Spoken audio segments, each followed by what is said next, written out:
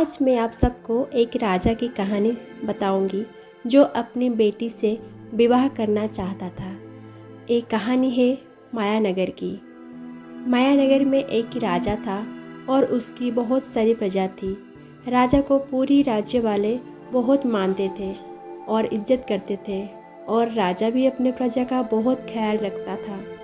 उसकी प्रजा एक आवाज़ पर राजा का हुक्म मानती थी।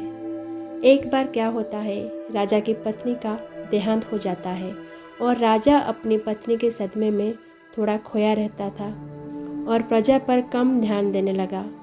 कुछ दिन ऐसे ही बीत गए। प्रजा का ध्यान राजा के दिल और दिमाग से निकल गया। राजा की एक औलाद भी थी जो उसकी बेटी थी और राजा उससे बहुत प्यार करता था। राजा की बेटी बहुत खूबसूरत थी। पत्नी को गुजरे हुए बहुत दिन हो गए। धीरे धीरे वक्त बीतते जाता है और राजा का दिल और दिमाग अपनी प्रजा पे फिर से आ जाती है। इन दिनों राजा बहुत खुश नजर आने लगे और उनकी इकलौती बेटी भी जवान होने लगी। राजा अपनी पत्नी के बारे में सोच कर कभी कभी ध्यान कहीं और लगा लेते हैं। राजा को अपनी पत्नी की कमी महसूस होने लगी और राजा अपनी प्रजा से बात कर रहा था लेकिन वह कह नहीं पाया। और फिर अगले दिन राजा सभी को राजमहल में बुलाकर ये बात बताता है कि मैं राज्य नहीं संभाल सकता हूँ, ऐसा मुझे लगता है, इसलिए मैं शादी करना चाहता हूँ।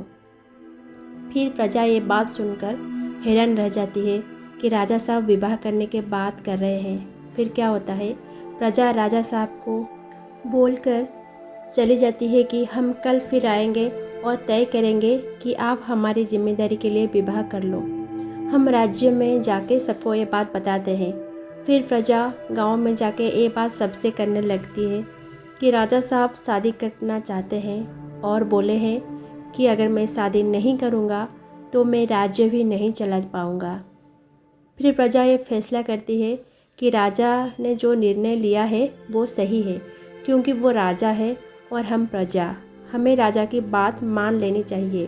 फिर क्या होता है कि पूरा गांव राजा की विवाह के लिए मान जाता है और अगले ही दिन सब लोग राजा के घर जाते हैं और राजा से बात करते हैं और राजा से पूछते हैं कि राजा साहब, आप किससे विवाह करना चाहते हैं? आप विवाह कर लो, हमारी आज्ञा है, हम आपकी आज्ञा का पालन करेंगे, परंतु आप शादी किस कन्या से करना चाहते हैं?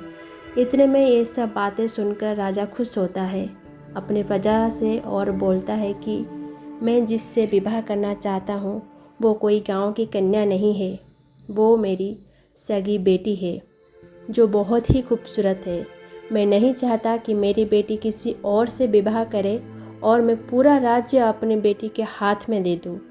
ये बात सुनकर गांव वाले हैरान रह जाते हैं कि राजा अपनी सगी बेटी से विवाह करना चाहता है, लेकिन प्रजा कुछ कह नहीं पाती क्योंकि प्रजा पहले ही वचन दे देती है कि आप शादी कर सकते हैं। इतने में एक आदमी वहाँ से गुजर रहा होता है कि यह सब विवाह की बात सुनकर रुक जाता है। फिर वो आदमी राजा को बोलता है कि नहीं, ये सब आप गलत करने जा रहे हो। कोई अपनी बेटी से शादी नहीं करता है और ना ही कर सकता है, आप गलत कर रहे हो। इतने में राजा बोलता है कि तुम कौन हो जो मेरी बात को इनकार कर रहे हो? मेरी इतनी सारी प्रजा तो राजी है मेरी शादी के लिए। मैं एक प्रजा के लिए अपनी शादी नहीं रोक सकता, मैं ये शादी करूँगा। इतने में वो आदमी बोलता है कि मैं तुम्हारी प्रजा नहीं हूँ, मैं दूसरे गांव में रहता हूँ, इसलिए मैं तुम्हारी बात नहीं मान रही हूँ क्योंकि तुम गलत कर रहे हो।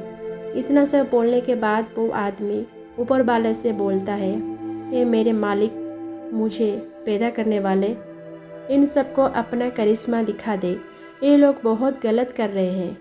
इतना सब बोलकर वो आदमी अपने घर चला जाता है और फिर राजा पूछता है कि ये शख्स कौन था? तो प्रजा बताती है कि राजा साहब, ये आदमी गांव से कुछ दूर एक खंडर में रहता है।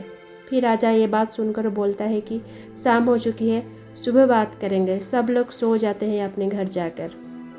सुबह होती है तो वही आदमी राजा के गांव से गुजरता है और देखता है कि पूरे गांव में कोई घर नहीं है, वहाँ पत्थर की चट्टान है। फिर वो सोचता है कि ऊपर वाले ने मेरी बात सुन ली और यहाँ पर पत्थर की बरसात कर दी और पूरा गांव ज़मीन के अंदर धंस गई। फिर वो आदमी ये सब देखकर अपने काम से चला जाता है और फिर धीरे धीरे वो गांव पूरा जंगल बन जाता है। दोस्तों, इस बात से हमें ये पता चलता है कि जो जैसा करेगा वो वैसा ही पाएगा। राजा के साथ प्रजा भी थे साथ देने वाले, इसीलिए पूरा गांव जंगल बन गया। अगर ये कहानी आपको पसंद आई होगी तो इसको लाइक कीजिए और हमारे चैनल को सब्सक्राइब कर दीजिए।